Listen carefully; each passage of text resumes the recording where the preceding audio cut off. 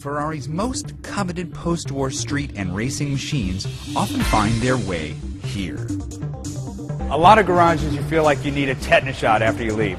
This place, I'd have heart surgery in. This is Ferrari's Classic Center. This is where Ferrari restores historic cars and brings them back to showroom perfection. This is often the last stop for classic Ferraris before they go on the auction block at Pebble Beach for millions of dollars.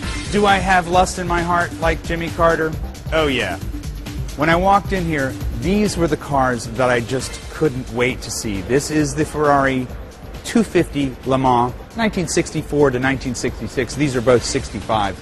These are just amazing cars and were really almost unbeatable in endurance racing in the mid-60s. And I hate to say it on camera, but this car will get you laid. Okay, this is a major motorsports geek fest. This is the Corsa Monoposto Indianapolis Ferrari. This car was supposed to race in 1953 at Indianapolis 500, but for, let's just call them administrative reasons, Ferrari decided to withdraw the car.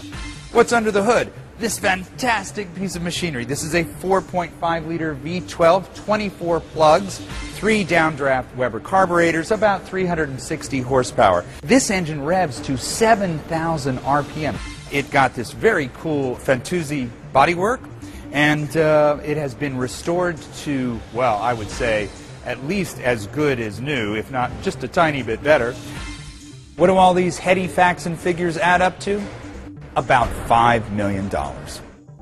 And in another nod to tradition, Ferrari's son Piero oversees the entire classic operation. We have a very special kind of Ferrari customers.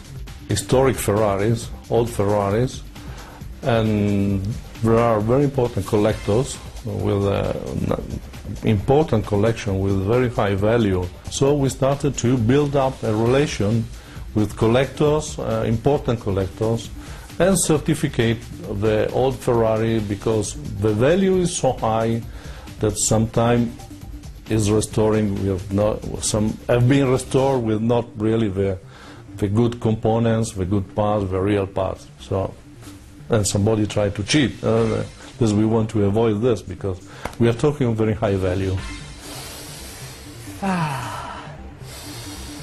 You smell that? That's money. If you could drive any Ferrari, what would it be? I'm driving a Scaglietti, which is the more family, but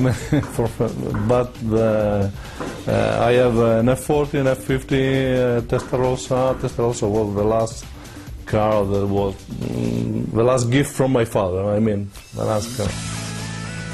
Purists get a little squeamish here, as it might seem unseemly to splash the sacred prancing horse on men's cologne and Legos. There have also been sightings of Ferrari condoms that the factory officially frowns on, but probably loves. Maybe you'd like something in a larger size. Got a couple of $1 million? Got a death wish? Well, this is your Play Store. This is the Corsa Clienti. Ferrari sells 2-year-old and older F1 cars to its rich customers. And what you do is you call the factory and say, I've got an event, a race, a bar mitzvah. They put the car on a plane and they bring it to you. It's great to be rich.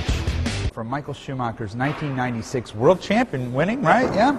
Won the World Championship in 1996. This was his steering wheel. This is the steering wheel from 2008. And it's got about, 1,000 more buttons on it. Through these two rotary switch, what Michael was doing was choosing the system, like for example, traction control, corner 2, minus. In NASCAR, it works a little differently. In NASCAR, you have the Pepsi button and the Coke button. This button right here in the middle, that's for Hooters. You come down and see us. We're F1 Tires, and we're dealing. Success and an expanding global market has created a problem for Ferrari. How to maintain the image of hand-built bespoke sports cars, the magical machines hammered together by white-mustached Geppettos, when, for practical and technical reasons, the factories had to resort to more and more automation. Every 20 minutes or so, you'll see one of these robotic carriers trundling through the factory. What they do is that they come to these stations and they pick up the whole greasy bit of the car. They can turn the car in any direction And that makes it easier to assemble the car, easier on the workers, also makes the quality better because the workers aren't struggling to reach one little bit or bolt. In the 1990s, the company launched an ambitious construction program that turned the once charming old-world brick factory into a high-tech campus of Pritzker Prize architecture. Here's a wind tunnel by Renzo Piano. There's a finishing plant by Marco Visconti. Ask the Ferrari executives about this and they get a little nervous. Oh no, they say, the cars are still hand-built. It's only now that the hands are robotic. Okay. And this is the man who invented the 458, Technical Director Roberto Fedeli. My first question, why 3 tailpipes? Why 3 and not 4? Because of we can save some weight in this kind of choice. The drops that you have from the exhaust system will be very low, and the performance of the car and the sound of the car will increase a lot, and you can feel the power and the sound of the engine. So when it's angry, it's out of 3 pipes? Yeah. Okay. Yeah.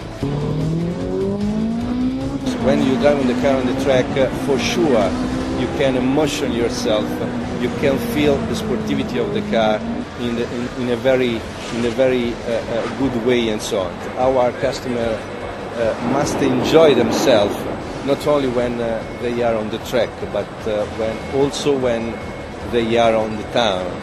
The sportivity, the sportivity feeling of the car must be not only at the very high performances, but also at low performances, when you drive the car in normally way. Well, normally would be bright blue sunshine, 80 degrees, and a raven-haired Contessa on my arm. Today, it's 30 degrees in duck snot, slick snow. Our challenge is to take the car for a flog in the Italian countryside without rudely inserting it into the countryside.